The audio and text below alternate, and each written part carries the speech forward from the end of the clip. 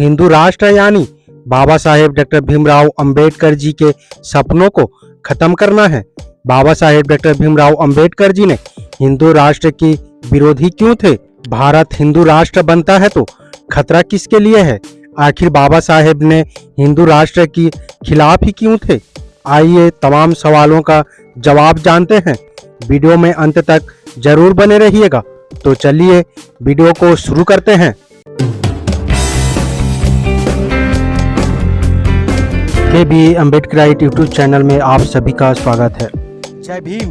वर्तमान मौजूदा परिदृश्य में बाबा साहेब डॉक्टर भीमराव अंबेडकर के सपनों के भारत को वास्तविकता में लाना या उनके सपनों को साकार करना एक बड़ी चुनौती है। समतावादी मानसिकता वाली सत्ताधारी और वर्चस्ववादी ताकतों के संविधान को दरकिनार कर हिंदू राष्ट्र का निर्माण करना चाह रही है।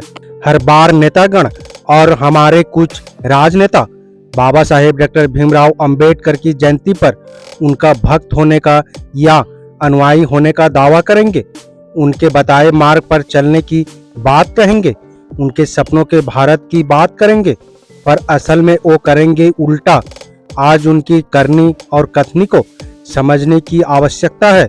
अपने वोट बैंक के खातिर उनकी मजबूरी है कि उन्हें बाबा साहेब को याद करना पड़ता है। दरअसल वो आम जनता और खास तौर से वंचित वर्गों को भरमाने के लिए ये दिखावा करते हैं कि वो भी बाबा साहेब को मानते हैं। बाबा साहेब उनके लिए पूजनीय हैं, पर उनकी मंशा और पूरा जोर हिंदू राष्ट्र बनाने पर ही रहता है। दूसरी ओर बाबा साहेब हिंदू राज के बारे में क्या कहते थे? देखिए उनका एक उदाहरण।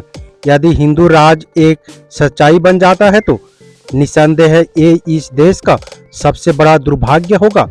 चाहे हिंदू कुछ भी कहे, हिंदू धर्म समानता, स्वतंत्रता और बंधुत्व के लिए खतरा है। ये लोकतंत्र के लिए असंगत है। किसी भी कीमत पर हिंदू राज्य या हिंदू राष्ट्र को स्थापित होने से रोका जाना चाहिए। बाबा साहेब ने जो चिंता अपने समय में व्यक्त की थी वो आज भी प्रासंगिक है। फॉरवर्ड प्रेस हिंदी के संपादक रहे डॉक्टर सिद्धार्थ अपने एक लेख में कहते हैं, अंबेडकर के लिए हिंदू राष्ट्र का सीधा अर्थ द्विज वर्चस्व यानी ब्राह्मणवाद की स्थापना था।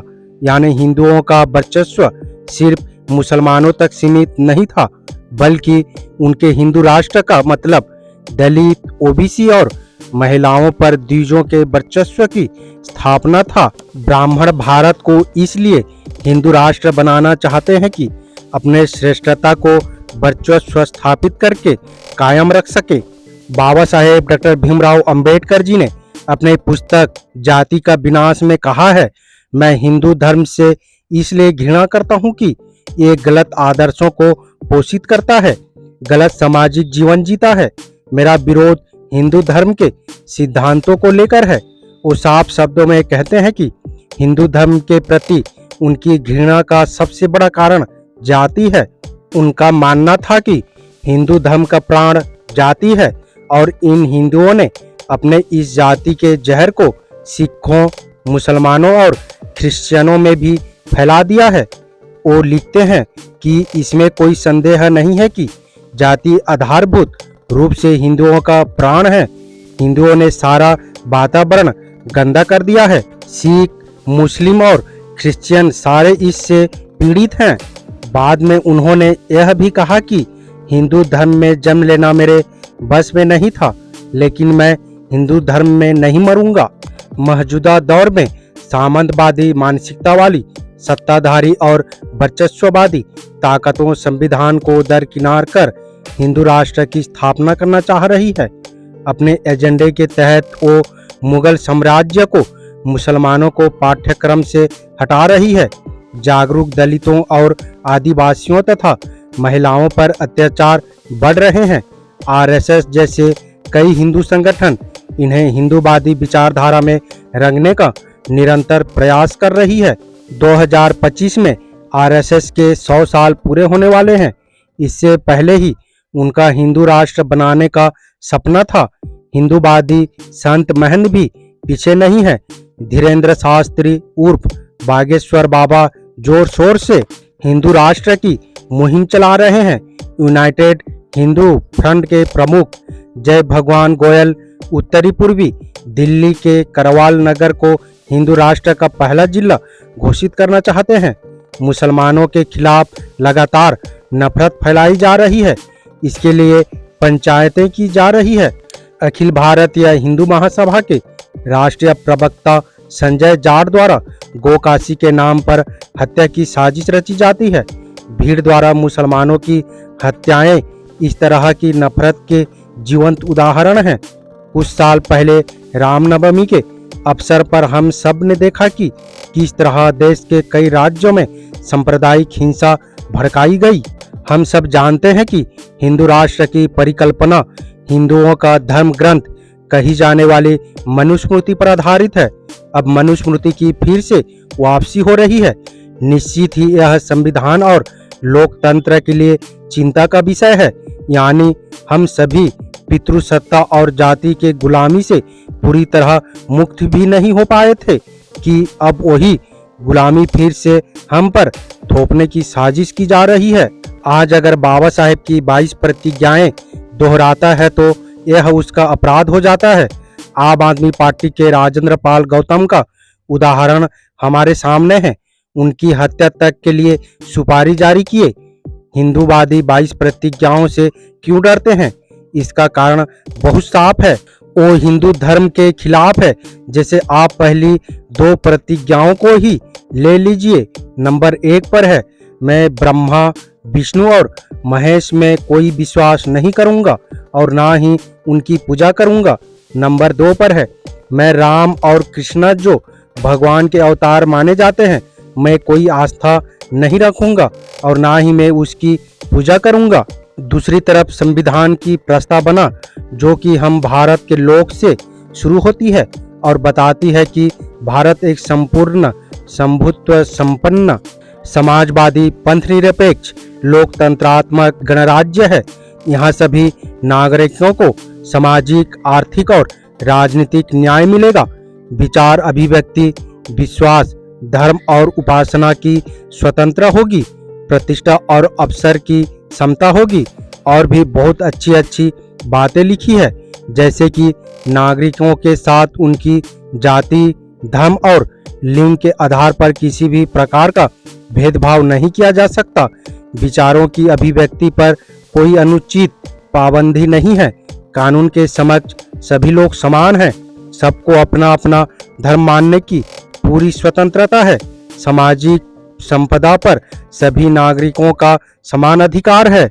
सरकार जमीन और उद्योग धंधे की हकदारी से जुड़े कायदे कानून ऐसे बनाए हैं कि सामाजिक आर्थिक असमानताएं कम हो। हम सब ऐसा आचरण करें कि जैसे हम एक परिवार के सदस्य हैं। कोई भी नागरिक दूसरे नागरिक को अपने से कमतर न माने। बाबा साहेब के सपने के भारत के बारे में बात करने पर वरिष्ठ दलित साहित्यकार और सामाजिक चिंतक डॉक्टर जयप्रकाश करदम कहते हैं, बाबा साहेब का सपना था कि भारत में वास्तविक लोकतंत्र की स्थापना हो। वो चाहते थे कि समतामूलक समाज बने, लोगों की सोच वैज्ञानिक और प्रगतिशील हो, लैंगिक समानता हो, यानी स्त्री पुरुष में किसी भी प्रकार का भेदभाव ना हो, जाति और धर्म के नाम पर समाज में असमानता ना हो, नागरिकों में बंधुत्व की भावना हो, लोग एक दूसरे की मानवीय गरिमा का सम्मान करें, दलितों, पिछड़ों, आदिवासियों और अल्पसंख्यकों के हितों का संरक्षण हो, समाज में सद्भाव हो। पर बिना सम्मान के सद्भाव आ ही नहीं सकता। जब तक समानता नहीं होगी तब तक सम्मान नहीं होगा। संविधान में आर्थिक समानता कम करने की बात कही गई है, पर आज की वास्तविकता एक है कि कड़वी सच्चाई यह है कि आर्थिक समानता की कोई निरंतर और बढ़ती जा रही है। आज देश के मुट्ठी भर पूंजीपतियों के पास देश के 90 करोड़ अधिक नागरिकों के बराबर संपत्ति है, यानी कि कम परसेंट लोगों के पास 90% संपत्ति है और ज्यादा परसेंट लोगों के पास 10% संपत्ति है। संविधान में सामाजिक समानता की बात कही गई है, पर यहाँ जाति, धर्म, संप्रदाय के कारण सामाजिक असमानता और बढ़ रही है। आज भी देश के नागरिकों का बड़ा वर्ग होशियों पर है। बाबा साहेब ने राजनीति में बराबरी के लिए वंचित वर्ग को प्रतिनिधित्व देने के लिए आरक्षण का प्रावधान किया था, पर आज आरक्षण भी महत्वहीन होता जा रहा है। निजीकरण पर आरक्षण को समाप्त किया जा रहा है। दरअसल आरक्षण की मूल भावना प्रतिनिधित्व को समाप्त कर इसे गरीब मिटाने का साधन मान लिया गया है। इसलिए सवर्ण तबकों को भी आरक्षण दिया जा रहा है। ये संविधान की मूल भावना के विरुद्ध है। संक्षेप में कहे तो आज हिंदू राष्ट्र निर्माण वाली ताकतों के कारण हमारा लोकतंत्र और संविधान दोनों खतरे में है। बाबा साहेब के सपनों का भारत खतरे में है। सचमुच बाबा साहेब के सपनों का खात्मा हो रहा है। हम आज बाबा साहेब के विचारों, उनके सपनों को बचाने के लिए बड़े पैमाने पर रास्ते पर एकजुट होकर क्रांतिकारी कदम उठाने की जरूरत है। उम्मीद करता हूँ वीडियो को समझ गए होंगे। अगर समझ गए हैं तो अपने परिवारजनों को, दोस्तों को, मूल निवासी SC ST OBC Bahujan Samaj को शेयर जरूर करें ताकि उन्हें भी पता चल सके, जानकारी हो सके। मेरा आप सभी बहुजन समाज मूल निवासी अम्बेडकरवादियों से अपील है, हम अपने समाज को जागरूक करने के लिए बहुत मेहनत करते हैं और अम्बेडकर विचारधारा वाले वीडियो को लाते रहते हैं। आपकी एक सब्सक्राइब हमारे हौसले को बुलंद कर हमें दोगुनी हौसला प्रदान करता है, मजबूत करता है। इसलिए आप सभी से गुजारिश है कि हमारे चैनल को सब्सक्राइब करके हमें सपोर्ट जरूर करें ताकि हम अगले नए वीडियो डालें तो आप तक नोटिफिकेशन जा सके और कुछ महत्वपूर्ण जानकारी मिल सके। धन्यवाद। जय भीम, जय संविधान, जय मूल निवासी।